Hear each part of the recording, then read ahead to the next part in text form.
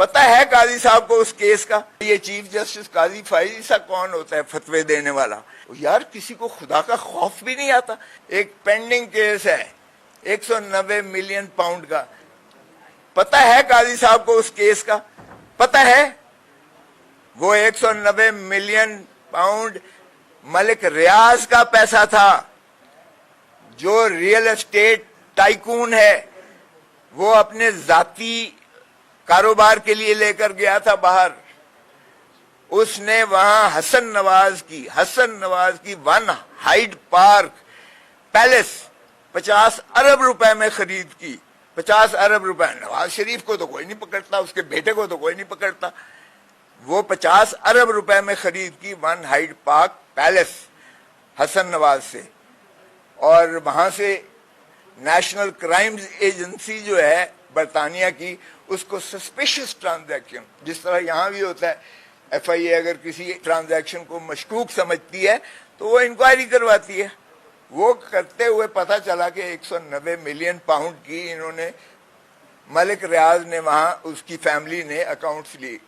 انہوں نے سارا چھان بین کی. انہوں نے کہا تمہارے پیسے ہیں, بتاؤ اس کو کیا کرنا ہے.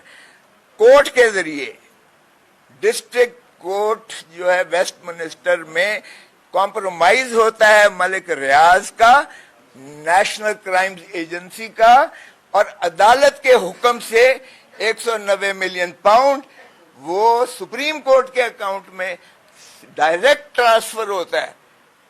یار کسی کو خدا کا خوف بھی نہیں آتا. عمران خان کو کہتے ہو, ایک دھیلا اس میں سے ادھر ادھر نہیں ہوا. اور عدالت کے ذریعے, یہ کوئی پاکستانی عدالت نہیں ہے اور نہ یہ پاکستانی کرائم ایجنسی ہے, ہماری نیب, ہماری ایف آئی اے نہیں ہے. وہ بھیجتے ہیں. یہ پریڈیکیٹڈ آفینس بھی نہیں بنتا تھا. پریڈیکیٹڈ آفینس وہ ہوتا ہے جو کرائم پروسیڈ سے پیسہ گیا ہو. تو کرائم پروسیڈ بھی نہیں انہوں نے وہ پایا تفتیش میں. انہوں نے کہا یہ اس کا اپنا پیسہ ہے اور یہ یہاں بزنس کے لیے لے کر آیا ہے. انہوں نے کہا واپس لے جاؤ. ٹھیک. تو اس میں کیا ہوا؟ اور باقی رہا یہ القادر, جس طرح انہوں نے کہہ دیا ہے ٹرسٹ یونیورسٹی ہے, وہ آج بھی وہاں موجود ہے اور ٹرسٹ کے نام ہے ہر چیز.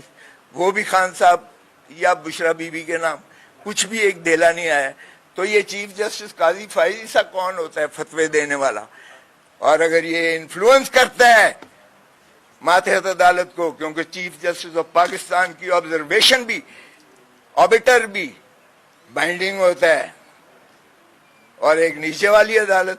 اب بتائیں, وہ فائنل سٹیجز پر آیا ہے, اس کے بعد کیا رہ جاتا ہے؟